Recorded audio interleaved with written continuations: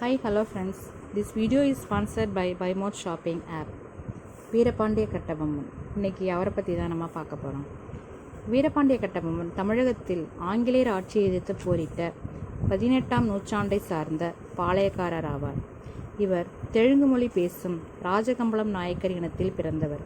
இவருடைய முன்னோர்கள் முகமதியர்களின் படையெடுப்புக்கு பின் கம்பளி ராஜ்யம் இழந்து விஜயநகரம் உருவாக்கினர். பின் சோழ நாட்டிலும் பாண்டிய நாட்டிலும் வாழ்ந்து வந்தனர்.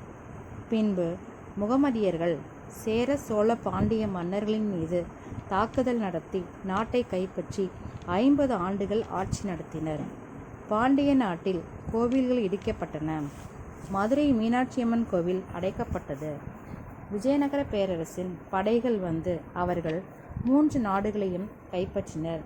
பின்பு பாஞ்சாலங்குறிச்சியை ஆண்ட பாண்டிய மன்னன் வீரபாண்டிய கட்டபொம்மு முன்னோர்களின் வீரத்தை போற்றி பாஞ்சாலங்குறிச்சியை பரிசாக வழங்கினார்.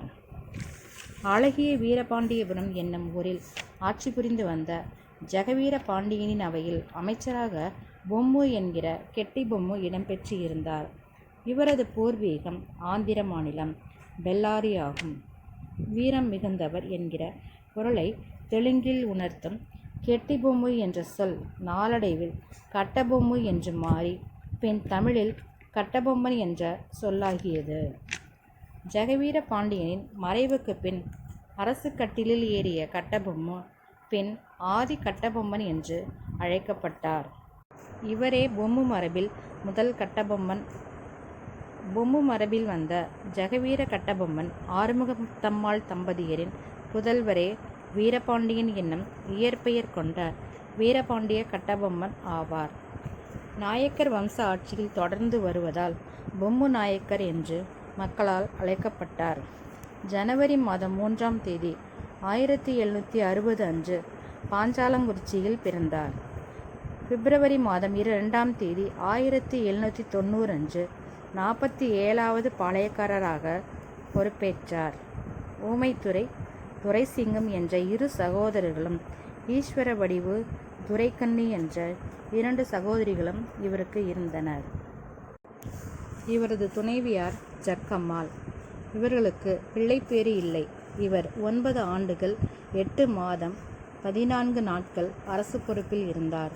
கர்நாடக பிரதேசத்தின் ஆட்சியாளர்களான ஆற்காடு நவாபுகள் பாளையக்காரர்களிடம் வரி வசூலிக்கும் உரிமையை கும்பினியாரிடம் ஒப்படைத்தனர். அதன்படி நெல்லை சீமையில் வரி வசூல் செய்யும் பொறுப்பை ஏற்ற தளபதி மேக்ஸ்வெல் வீரபாண்டிய கட்டபொம்மனிடம் வரி வசூலை செய்ய முடியவில்லை. கிபி 1797 ஆங்கில தளபதி ஆலன் துரை பாஞ்சாலங்குறிச்சிக்கு போரிட வந்தார். கட்டபொம்மனிடம் ஆலன் துரை தோற்று ஓடினான். நெல்லை மாவட்ட கலெக்டர் ஜாக்சன் துரை கட்டபொம்மனை சந்திக்க அழைத்தார். கட்டபொம்மனை பல இடங்களுக்கு வர சொல்லி சந்திக்காமல் அலைக்கழித்தார். இறுதியில் செப்டம்பர் மாதம் 10ஆம் தேதி 1798 ராமநாதபுரத்தில் சந்தித்தார். கட்டபொம்மன் முறியடித்து பாஞ்சாலங்குறிச்சிக்கு சென்றார். செப்டம்பர் மாதம் 5ஆம் தேதி 1799 பாணர்மென் தலைமையில் பாஞ்சாலங்குறிச்சி முற்றுகையிடப்பட்டது. கடும் போர் நடந்தது. கோட்டை வீழ்ந்துவிடும் நிலையில் கட்டபொம்மன் அதனை விட்டு வெளியேறினார்.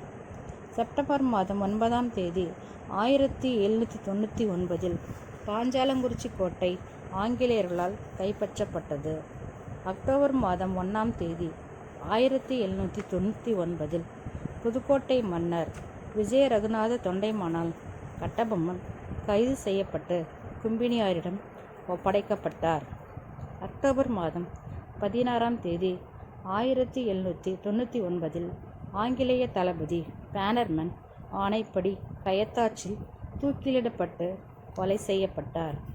கட்டபொம்மன் மற்றும் ஊமைத்துரை பற்றிய நினைவு புகைப்பட கண்காட்சியுடன் நினைவு மண்டபம் ஒன்றும் கட்டப்பட்டு வருகிறது. Thank you friends.